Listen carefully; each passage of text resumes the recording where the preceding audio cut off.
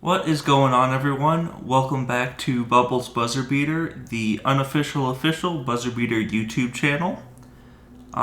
The season for me just started, as a lot of you know. You can see right here, got the 8-6 record, but the only thing that matters to me is we did have our first game and TV game, so that was an important one, and we ran reverse patient. Had my dude drop 28 points in the first game, so that is good for that. And then primarily for this video, we just wanted to talk about the Utopia team. So, as I said in my first video, the Utopia team I will be using as like an experiment team, and I really wanted to get some feedback on what you guys wanted to see. You can also find this in the forum, so under the BB Global English, I have a thread going for the YouTube channel, Utopia Experiment.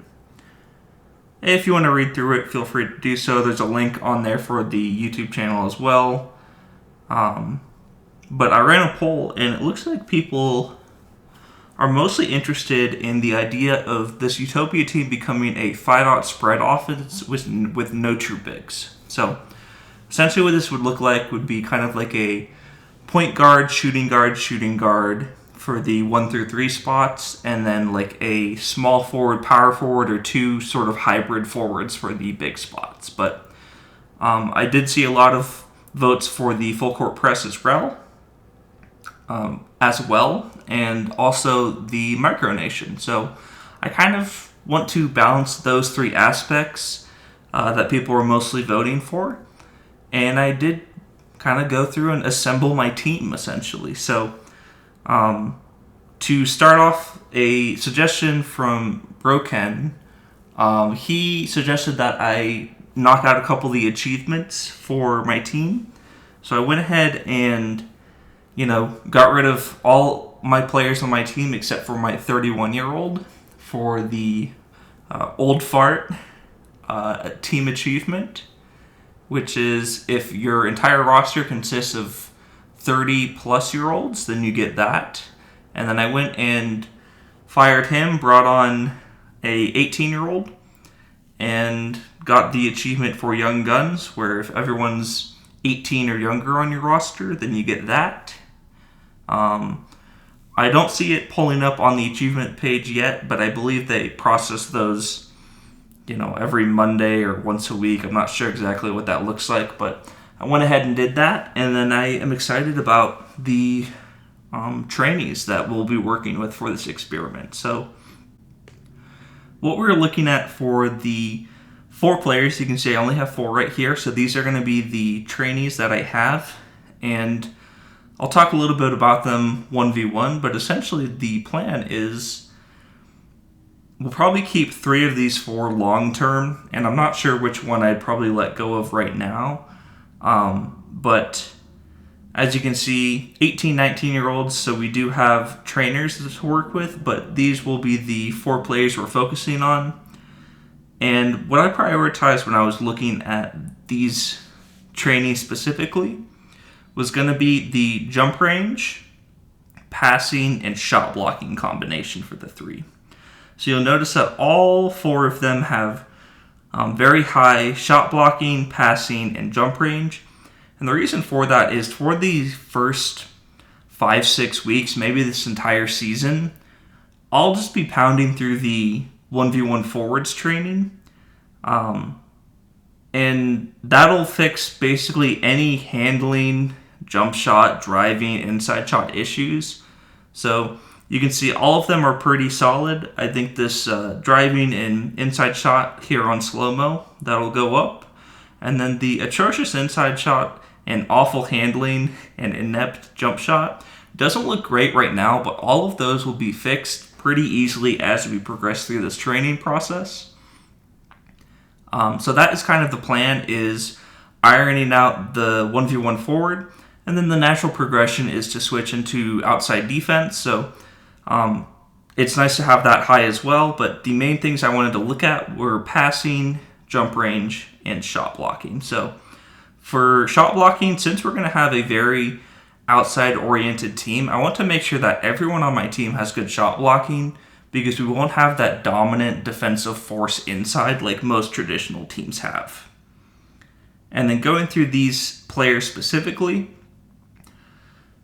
Big Z, you'll notice a lot of these names are long and hard to pronounce, so I will just be referring to them as the nicknames that I have set. And if you guys have any suggestions on any specific nicknames for them that you'd rather see for them, just let me know. But Big Z, 6'8" MVP, 19 years old. He's a rookie, but he's got some nice boosted stats. So I love this 9 passing because I think as a big and an outside-oriented offense, you want good passing on them. And he, I believe, was the 3rd player I picked up, but I like the way he's set up right now, and he will probably run that power forward spot for us long term.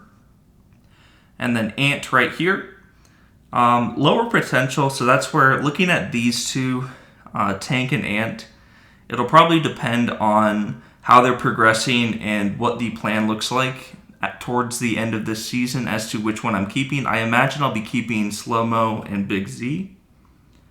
But for Ant specifically, he's more of that shooting guard oriented player that I imagine would be long-term shooting guard if we do end up keeping him.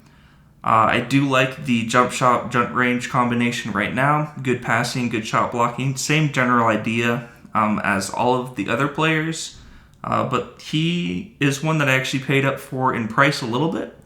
And the reason for that is the country. So you can see right here, since a lot of people were interested in the micronation building up U21, you can see here that Cornagora only has 18 active teams, and for that, their U21 team, I don't imagine it would be very hard to get him to be on that within the next few seasons. So if you sort it by salary, they got some nice players, but they also have, 19-year-old star, 4,000 salary, 4,000, 3,000, 2,000. So I imagine next season we could easily get him on this U21 national team, which I think will be fun.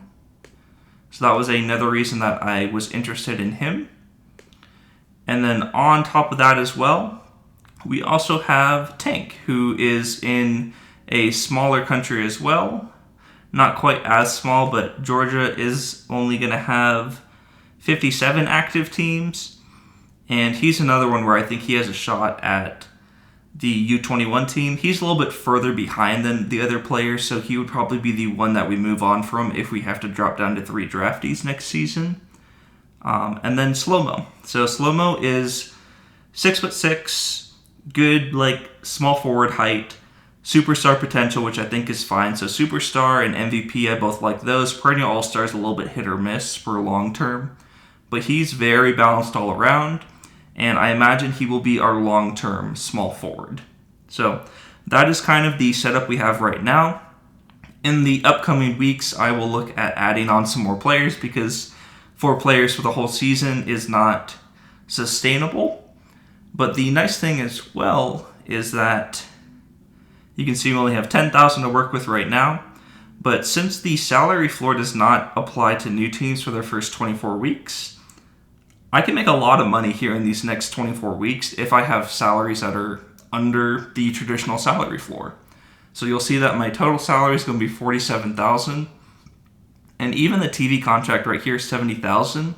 I'll be making money just off of that, and that does not even include attendance and merchandise. So we will probably keep the roster relatively low, or at least very, very cheap if we do add a standard roster size of 8 to 12 players. But the general goal is to get our trainees set up and then also our trainers. So for the staff, the main thing I wanted to prioritize was getting at least a level 4 trainer and level 4 youth trainer. So you'll see the weekly salaries, they're not incredibly low, but they're not bad. They were relatively cheap to bring on. But having that 4-4 setup for the next 2 seasons for our draftees is going to be very, very nice.